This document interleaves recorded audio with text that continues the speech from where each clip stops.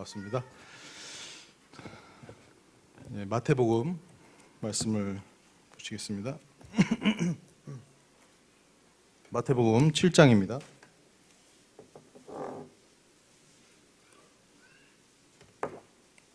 마태복음 7장 21절부터 29절까지 말씀을 한 절씩 교독하시도록 하겠습니다.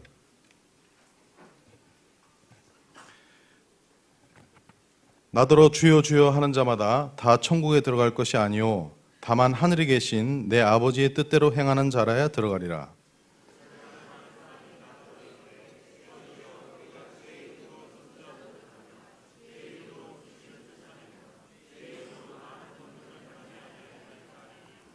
그때에 내가 그들에게 밝히 말하되 내가 너희를 도무지 알지 못하니 불법을 행하는 자들아 내게서 떠나가라 하리라.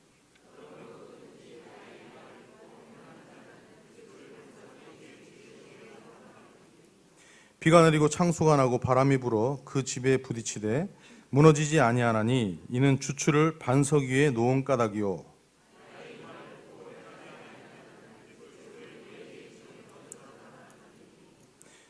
비가 내리고 창수가 나고 바람이 불어 그 집에 부딪힘에 무너져 그 무너짐이 심하니라.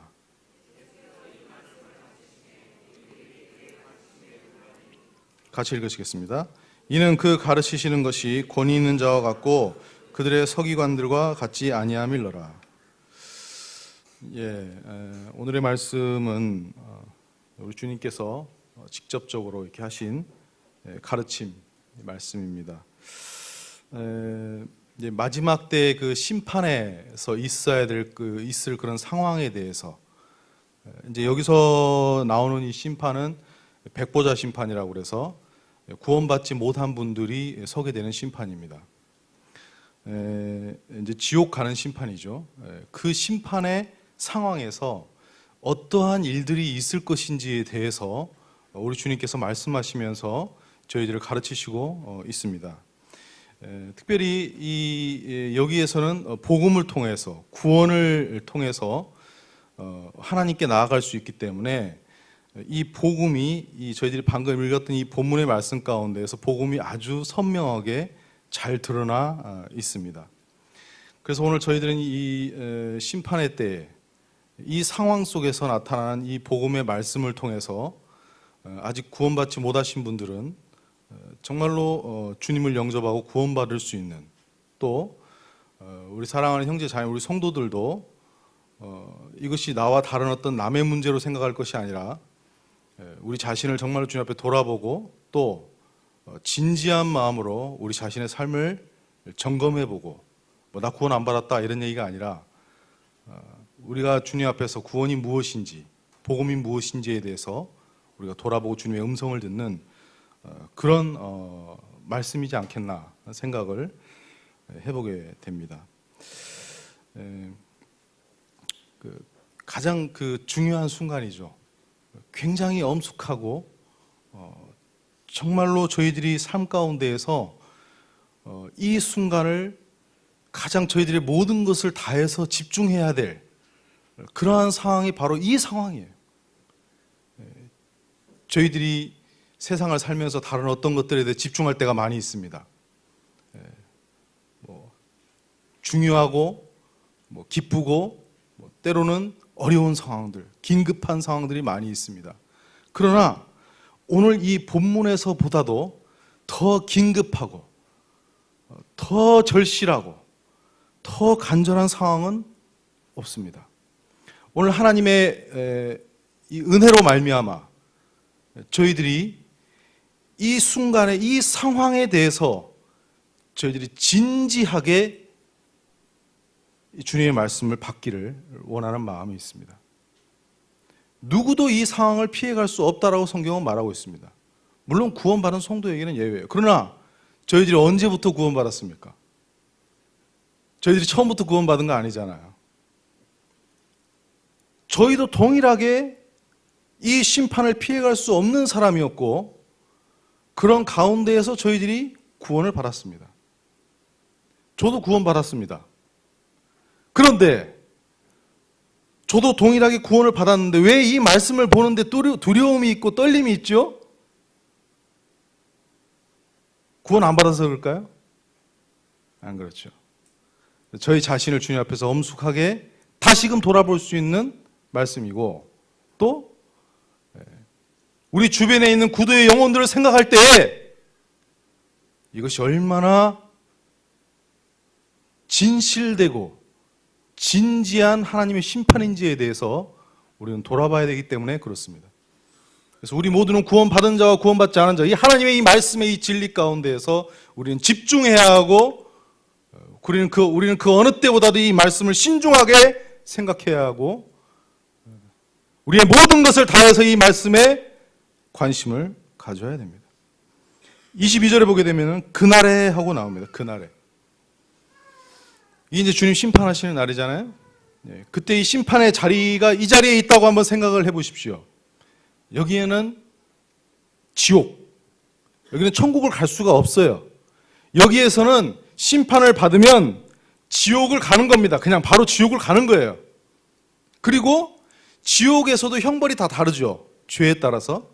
그래서 지옥에서의 형벌이 갈라지는 그런 상황에 지금 놓여 있는 거예요. 그래서 지금 형제자매 생각해 보세요. 지금 내 앞에 지옥이 있어요. 나는 심판을 받으면 그 지옥에 갈 수밖에 없다는 것이 정해져 있는 사실이에요. 나는 지금 여기서 벗어날 수가 없습니다. 그런데 그 지옥은 영원한 곳이에요. 들어가면 다시는 나올 수가 없는 곳이고 영원한 곳이에요. 그 심판 앞에 내가 서 있다고 한번 생각을 해보십시오. 영원히 희망이 없는 곳. 우리가 인생을 살면서 잠깐의 희망이 없을 때에는 괜찮습니다. 나중에 희망이 생기면 되니까. 그러나 이곳은 영원히 희망이 없습니다. 영원히 절망과 영원히 저주와 영원한 암흑과 영원한 고통과 그것이 있는 그곳에 지금 이 사람들이 서 있는 거예요. 그러면서 그분들이 뭐라고 말을 하냐면 그날에 많은 사람이 나더러 이르되 주여 주여. 지금 우리가 이걸 문자적으로 보니까요, 주여 주여 했겠구나. 아니에요. 어떻게 했겠어요? 지금 지옥이 있어요. 나는 지옥에 갈 수밖에 없어요. 하나님의 엄미한 심판 앞에서 나의 모든 죄가 다 드러났어요. 핑계할 수 없어요. 이 세상에서는 주님을 가볍게 여기고 살았습니다. 하나님을 믿는 것을 우습게 생각하고 시원찮게 생각하고 대충 생각하고 그러고 살았어요. 근데 그 앞에 지옥의 심판이 있게 될 때 그들이 뭐라고 말하냐면 주여 주여 주여 주여 주여 주여 지금 그러고 있는 거예요. 그러면서 그들은 지금 끝까지 자기가 했던 것들의 모든 것에 가장 중요한, 가장 진실된 그 구원의 요소를 지금 주님 앞에 말하고 있습니다. 근데 뭐라고 말하고 있냐면 제가 주의 이름으로 선지자 노릇했습니다. 주의 이름으로 귀신을 쫓아냈고요. 많은 권능을 행했습니다. 이것을 루터는 뭐라고 표현했냐면 이들이 지금 하라고 있는 말의 내용을 보면 뭐뭐하며 뭐뭐하며 뭐뭐 했습니다. 이렇게 표현. 그것은 뭐예요? 지극히 지금 자기 자만과 자기 만족에 빠져 있어요. 내가 이거 했습니다. 내가 이거 했습니다. 내가 이거 했습니다. 이렇게.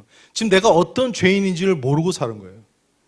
오늘날 교회를 다니는 많은 사람들이 있다 하지만 내가 어떤 죄인인지에 대해서 알지 못하기 때문에 죄를 가볍게 생각하고 쉽게 생각하기 때문에 자기 힘으로 뭔가를 할 수 있다고 생각을 합니다.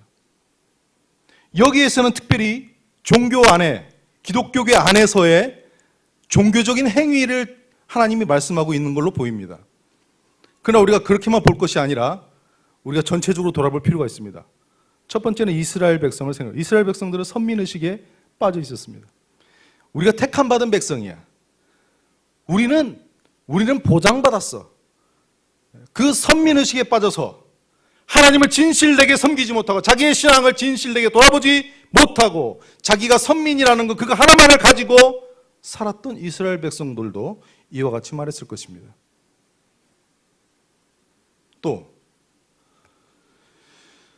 구원받은 그리스도인이라고 할 가운데 옹골 성천교회를 나오면 100% 구원받은 거 아니죠.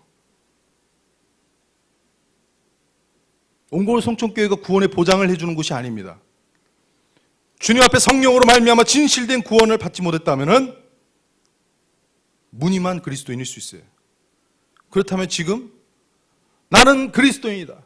이스라엘이 선민의식을 가지고 그것으로 안주했던 것처럼 나는 그리스도인이다. 나는 괜찮아. 나는 내가 죄 다 용서받았잖아. 이러고 하면서 그거 하나만 가지고 주님 앞에 우리가 그렇게 자기의 어떤 그런 죄를 용서받은 거, 구원받은 거, 마치 그것이 어떤 특권인 것처럼 그것만을 가지고 말할 수 있습니다. 그리고 아까도 말했던 것처럼 교회의 봉사와 또 세상에서의 어떤 그런 봉사와 그런 것들을 가지고 그런 자기의 의를 가지고 하나님 앞에 나올 수 있겠죠. 그리고 심지어는 누가복음에서의 어리석은 부자의 사건을 볼 때에 자기가 벌어놓은 재산을 가지고 그것을 가지고 마치 자기의 영혼이 평안한 것처럼 그렇게 어리석게 말하는 부자처럼 세상에서의 어떤 지위와 명예와 내가 가지고 있는 어떤 그런 물질과 세상에서 내가 꿈꿨던 것들을 잃었던 것들을 가지고 지금 주님 앞에 나와서 그걸 가지고 마치 그것이 구원의 어떤 하나의 중요한 요소가 되는 것처럼 말할 수 있습니다. 우리는 어느 쪽입니까? 나 구원받았어. 난 모든 죄가 용서받았어. 나는 언제 죽어도 천국 가. 그런데 그렇게 그렇게 믿은 대로, 그렇게 주님을 정말 영접한 대로, 그렇게 정말 주님의 자녀가 된 대로 그렇게 살고 계십니까? 행위를 말하는 게 아니죠. 사람으로 태어났으면 사람 같아야죠. 동물이 아니잖아요. 사람으로 태어났는데 동물 같다면 그건 구원이 아니죠. 하나님의 자녀로 태어났다면 하나님의 자녀다운 모습이 있어야 되는데 하나님의 자녀라고 이름표를 붙이고 자녀야 하는데 자녀다운 모습이 나타나지 않는다면 그걸 어떻게 구원이라고 말할 수가 있겠습니까? 성경은 이 두 가지를 말하고 있습니다. 성경은 예수 그리스도로 말미암은 신분과 예수 그리스도로 말미암은 신분을 얻었다면 그와 동일한 상태에 대해서 그것을 합쳐서 전인격적으로 그것을 성령으로 말씀하시면서 그것을 구원이라고 성경은 말하고 있습니다. 오늘 본문도 동일하게 그 부분을 지적하고 있습니다. 우리는 예수 그리스도로 말미암아 나 구원받았어. 나 용서받았어. 거기에서 머물고 그것으로 안주하고 마치 그것이 우리의 전 인생을 보장해 주는 것처럼 생각하고 그거 하나만을 가지고 우리는 살아갈 수 있습니다. 그럼 오늘 이 주님의 말씀 앞에서 우리는 진지하게 돌아봐야 될 것입니다. 내가 얼마나 완전한 죄인인지, 내가 얼마나 절망적인 죄인인지에 대해서 우리는 알아야 돼요. 저희는요, 존재 자체가 죄인이에요. 존재 자체가. 죄를 지어서 죄인이 아니고요, 존재 자체가 죄인이에요. 숨 쉬는 것도 죄고요, 이렇게 움직이는 것도 죄예요. 제가 그런 비유를 요즘에 많이 듭니다. 이 볼펜이죠? 볼펜이죠? 예. 이걸 의심하는 사람 아무도 없습니다. 자, 여기다가 예쁜 포장지를 하나 입혔어요. 자, 볼펜 아니죠, 이제? 대답이 없으시네. 예. 예쁜 포장지를 입혔어요. 볼펜 아니잖아요, 이제. 포장지 입혔으니까. 그래도 볼펜이에요. 자, 이 포장지를 입히고 거기다가 형형색색의 아름다운 색깔을 칠했습니다. 자, 이제 볼펜 아니죠? 볼펜이에요. 무엇을 말하느냐? 우리는 근본적으로 우리는 어떻게 할 수 없는 존재 자체가 죄인입니다. 종교적으로 무슨 노력을 한다고 해서 세상에서 어떤 그런 지위를 얻는다고 해서 어림도 없습니다. 그런 것을 가지고 구원을 받을 수 없어요. 왜? 존재 자체가. 포장지를 입히고 나 명문대학 나왔어. 나 세상에서 알아주는데 하나님이 나 안 알아줄까? 나 세상에서 이렇게 부유한데 하나님이 나 안 알아줄까? 나 이런 사람이야. 하나님이 나 몰라줄 것 같아? 지금 그것은 내가 존재 자체가 죄인이라는 사실을 모르고 있는 거예요. 아무리 포장지를 입히고 아무리 다른 색깔을 칠하고 아무리 어떤 선한 일을 하고 아무리 종교적인 어떤 그런 형식을 가진다 할지라도 그는 죄인입니다. 그 본질적인 죄인에서 그를 건져줄 수 있는 것은 예수 그리스도밖에 없습니다. 우리는 그 예수 그리스도를 얼마나 쉽게 생각하고 가볍게 생각할 수 있겠습니까? 절대 그럴 수가 없죠. 출생 전부터 우리는 이미 심판을 받은 존재로 태어나는 죄인이에요. 이미 출생 전부터 이미 근원 자체가 죄인으로 태어났어요. 어떻게 할 수가 없어요. 중간부터 죄인이라면 어떻게 해보겠어. 근데 이미 시작 자체가 죄인이에요.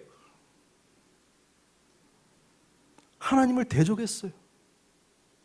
하나님의 원수예요. 이 세상에서 가장 악하고 가장 무서운 죄가 나를 지으신 창조주를 대적하고 그분께 원수가 되는 거예요. 이게 죄예요.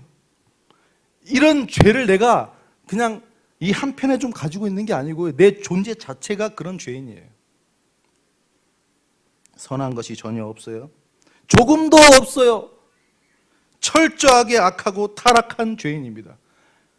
어느 한순간도 선한 적이 없어요. 항상 악한 죄인입니다. 지정의가 다 죄인이에요. 전 인격이 죄인이고 영혼과 육체와 혼이 다 죄인이고 마음속 가장 깊은 곳에서 마음속 가장 중심에서부터 죄인이고요. 그래서 음란한 것과 시기하는 마음과 미워하는 마음과 살인하는 마음과 이런 것들이 우리 속에서 쉴 새 없이 나오는 거죠. 제가 저희 센터에 오는 어떤 학생에게 물어봤어요. 거짓말을, 또 불평을, 짜증을, 원망을 하루에 몇 번 합니까? 물어봤어요. 저는 한 3번에서 5번 한다고 얘기할 줄 알았어. 그래서 이제 1년 동안 몇 번 합니까? 해가지고 복음을 전하려고. 근데 그 학생이 뭐라고 말하냐면 셀 수가 없어요. 이렇게 말해요. 참 종지가 돼. 셀 수가 없대. 그럼 뭐 말? 나 이렇게 좀 죄를 많이 짓다. 아니에요. 우리는 가망성이 없어요. 예수 그리스도를 왜 가볍게 여기는지 아십니까? 내가 그런 죄인이라는 사실에 대해서 생각하지 않기 때문에 그렇습니다. 완전히 부패한 죄인. 어떻게 회복이 절대로 될 수 없는 완전한 부패한 죄인. 선을 전혀 행할 수 없고 알지도 못하는 죄인. 성경에서는 그런 죄인을 나라고 말하고 있습니다. 얼마 전에 뉴스를 봤는데 서울의 모 유명한 대학에 새벽에 갔더니 쓰레기가 그냥 도로에 쓰레기가 그냥 얼마나 많은지 발디딜 틈이 없어요. 그걸 찍어가지고 기사를 올렸어요. 우리나라의 최고의 지성인들이 모인다는 서울의 모 유명한 어디 대학이라고 말은 제가 못하겠어요. 그 대학에 축제가 있었어요.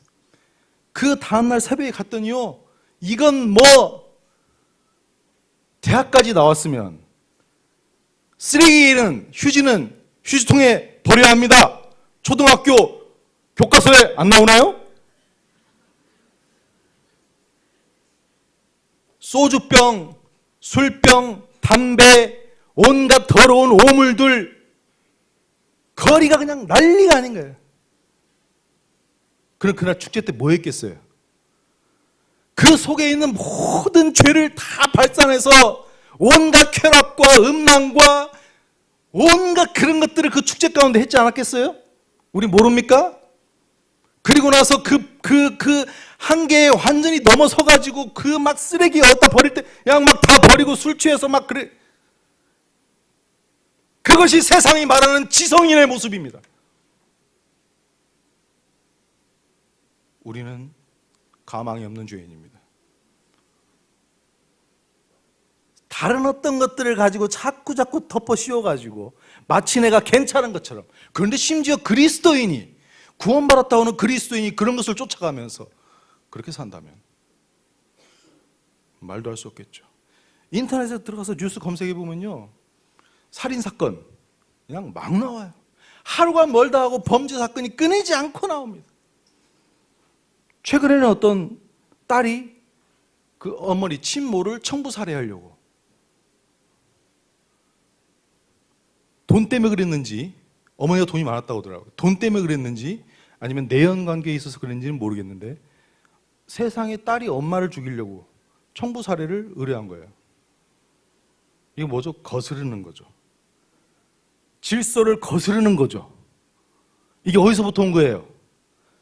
하나님을 거슬렀기 때문에 우리에게 이런 거슬림이 있는 거예요. 이게 뭐죠? 이게 나의 죄인된 상태예요. 나는 그런 거 없을 것 같아요? 이게 나의 모습입니다. 선한 것이 하나도 없고 적당히 없는 정도가 아니고 완전히 악하고 하나님을 거스르는 죄인.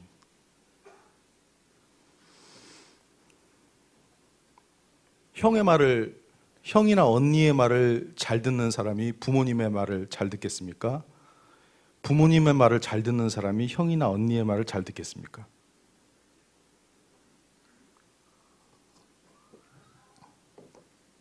부모님 말을 잘 들어야 형이나 언니의 말을 잘 듣겠죠. 하나님의 말씀을 잘 안 듣는데 이 세상에서 다른 어떤 것들을 잘 한다고요? 첫 단추를 잘못 끼잖아요. 그러면 다른 단추가 잘 끼워지죠? 그렇죠? 예, 조시는 분은 없는 것 같습니다. 예. 첫 단추를 잘못 끼면요, 다른 단추가 다 잘 끼워질 수가 없어요.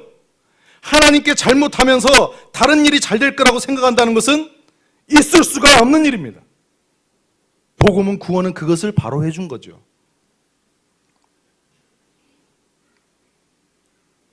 여기 오늘 말씀에 21절에 보게 됩니다. 내 아버지의 뜻대로 행하는 자라야 들어가리라. 요한복음 6장에 이 말씀이 나오죠. 아버지의 뜻은 나를 보내신 이를 믿는 거죠. 예수 그리스도를 믿는 거죠. 예수 그리스도로 말미암아 우리가 구원받는 거죠. 우리를 이러한 본질적인 죄인에서부터 우리를 건져주시고 우리를 구원해 주실 수 있는 분은 누구예요? 예수 그리스도. 그분의 생명, 그분의 보혈, 그것만이 우리를 모든 죄에서 조금도 남김없이 우리를 그 죄의 본질에서 건져주실 수 있는 분은 예수 그리스도밖에 없지요. 그런데 우리는 여기서 질문을 해봐야 돼요. 뭐라고 질문을 해봐야 하냐면요, 죄를 용서받으려고만 하지 말고요, 왜 죄를 용서받고 싶은지 이유를 자신한테 물어봐야 돼요. 복음이 막 죄 용서하는 쪽으로 자꾸 전해지니까 죄 용서받는 것만 관심이 있어. 그런데 왜 내가 용서를 받고 싶지? 왜 내가 죄를 용서받고 싶은지에 대해서 물어봐야 돼요. 그게 구원이거든요. 근데 죄 용서받는 것에만 관심이 있어. 그러니까 변화가 없는 거예요. 천국 이제 가니까 그걸로 끝난 거예요. 이제 다 이루어진 거예요. 됐어. 오케이. 또 주님이 왜 나를 구원해 주셨는지 물어봐야죠. 천국 보내주려고? 주님이 왜 그 십자가에서 그렇게까지 죽으시고 그 엄청난 희생을 치르면서 왜 나를 죄에서 구원해 주셨는지 물어봐야죠. 그 엄청난 사건이 일어났는데 왜 그거 안 물어보겠어요? 물어봐야죠. 구원은 죄의 용서가 목적이 아니라 변화가 목적입니다. 죄의 용서에 초점을 두는 것이 아니라 이 죄의 삶에서 괴로워하며 그렇게 살다가 예수님으로 말미암아 이제 예수님을 나의 주님으로 모시고 거룩한 삶을 살고자 하는 그런 마음을 가지고 구원받고 또 그렇게 살고자 하는 것, 그걸 가르쳐서 구원이라고 말하고 있습니다. 그래서 그 말씀이 이어지는 거죠. 그래서 우리가 하나님 앞에 의롭다함을 얻는 건 하나의 시작이에요. 시작. 그렇죠? 우리가 수도 없이 들었죠? 그래서 그 이후의 말씀이 24절부터 이제 나오는 거예요. 이게 성화의 말씀이에요. 성화의 말씀. 네. 아까 말했죠? 사람으로 태어났으면 사람이어야죠. 사람으로 태어났는데 동물이 나와 있어. 그러면 그건 아닌 거다는 거예요. 그래서 그 결과와 증상은 너무나도 중요하다는 거예요. 그것을 지금 24절부터 말하고 있어요. 그러므로 누구든지 나의 이 말을 듣고 행하는 자는 그 집을 반석 위에 지은 지혜로운 사람 같으니. 행하는, 거슬러. 구원받는데 왜 행한다는 얘기가 나오지? 믿음만 나와야지. 왜 행한다는 얘기가 왜 나와? 거슬려. 이거 어떻게 다르게 해석해 볼 수 있을까? 근데 뭐라고 했어요? 행하는 자는. 이게 뭐죠? 순종이에요. 순종. 복음을 듣고 구원을 받을 때도요, 순종하는 순종. 그냥 내가 이렇게 믿음으로 행하면 없어. 그게 아니고 예수님 믿을 때 그때부터 순종하는 거예요. 그래서 구원받은 사람은 순종하는 순종. 그래서 순종을 강조한 거예요, 지금 여기서. 그러면서 예수님이 나의 구주만이 아니라 나의 주님이 되시는 것. 그걸 지금 말하고 있어요.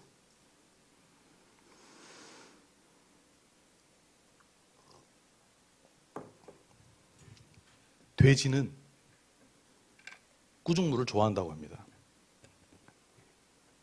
저도 뭐 돼지를 키워보지 않아서 모르겠는데, 돼지는 꾸중물을 보면 아이고 꾸중물, 아이고 좋아 하고 막 가서 막 뒹굴고 그냥 막 이렇게 했어.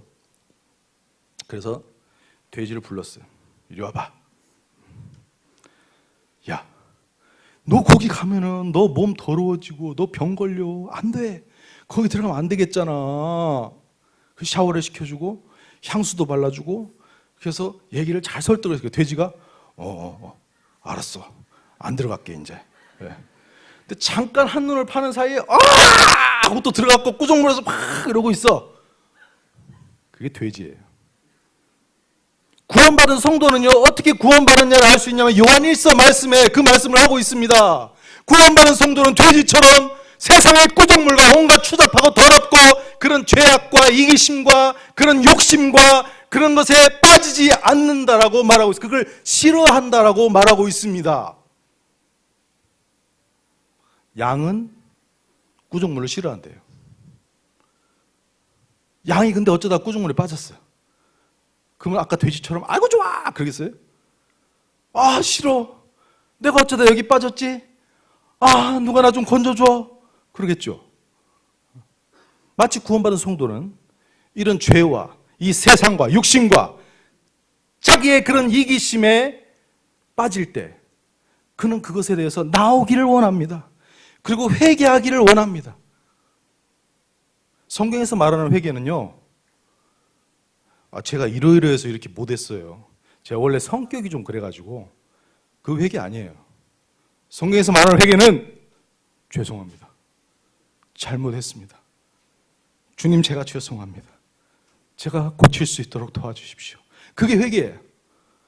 근데 이 회개를 이용하는 사람들이 있어요. 예수님 보혈 막 예수님 은혜 자꾸 얘기하면서 자꾸 맨날 예수님이 용서만 해주는 분인 줄 알아. 그래서 자기가 죄 지어놓고 예를 들어서 예수님 내가 죄 지었으니까 용서해 주실 거죠? 아이 모든 죄를 다 용서해 주셨잖아.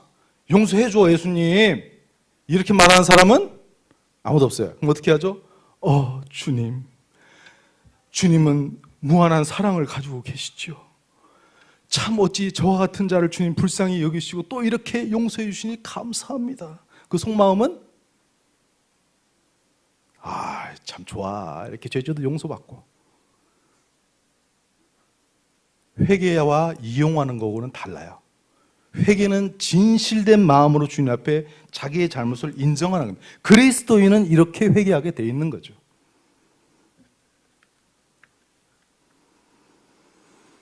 우리는 구원을 받으면 구원에 두 속성이 있습니다. 하나는 뭐냐면요, 은혜예요, 은혜. 하나는 뭐냐면요, 책임이에요, 책임.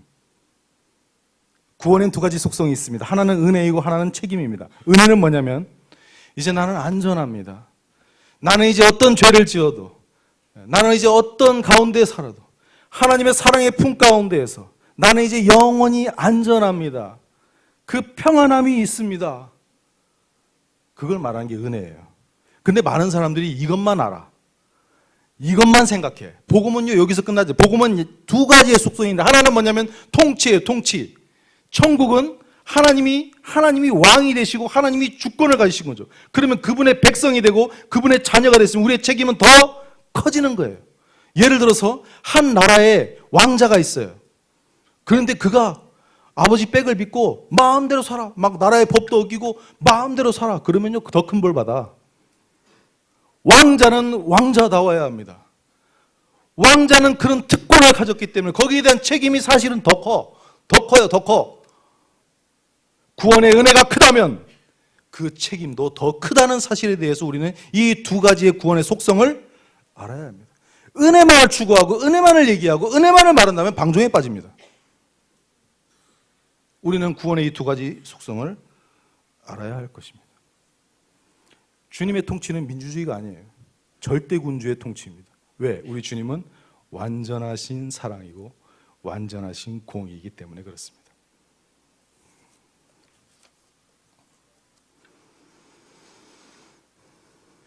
25절에 보게 되면요, 비가 내리고 창수가 나고 바람이 불어 그 집에 부딪히되 무너지지 아니하나니, 이렇게 말씀하셨어요. 무너지지 않는다. 여기서 말하는 무너지지 않는다는 건요, 우리에게 어떤 시련이나 어려움이 있을 때 그 정도로 우리가 넘어지지 않는다, 이 정도만을 말하는 게 아니고요, 죄를 안 짓는 정도가 아니고 성화의 삶을 살고 열매를 맺는 것, 이것을 말하고, 이게 뭐죠? 이게 복음이고 이게 구원이에요. 예수 그리스도를 진정으로 믿었다면은 그 안에 계신 성령의 역사로 말미암아 그가 주님을 닮아가고 그렇게 실제로 살고 그런 열매를 맺는 데까지 나아가는 게 내 힘이 아니라 그런 구원의 복음의 능력으로 그런 삶을 실제로 살게 나아가는 게, 그걸 무너지지 않는다라고 말하고 있는 것이, 이게 복음이에요. 복음. 이게 구원입니다. 구원. 그래서 우리가 저 세상에 그런 부러움을 가지지 아니하고 주님으로 말미암아 능력 있는 그런 삶을 사는 거죠. 근데 여기다 하나를 더 더하면 거기다가 또 인격적이기까지 해. 정말 멋져요. 우리 주님의 복음 정말 멋져요.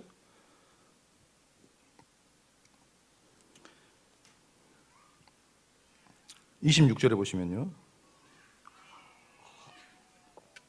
나의 이 말을 듣고 행하지 아니하는 자는 그 집을 모래 위에 지은 어리석은 사람 같으리니. 세상에서는 지혜로운 사람을 뭐라고 말하냐면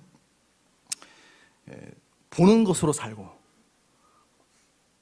예수님 안 보이잖아. 야, 세상이 좋다니까. 이게 잘 보이고 얼마나 좋아, 이게 화려하고 그냥. 돈 있으면 얼마나 좋아. 또 현재를 위해 살고. 아니 천국 가면 끝이지 뭐. 내가 믿는다고는 했지만 가봐야 아는 거지. 응? 아, 나 천국 믿어.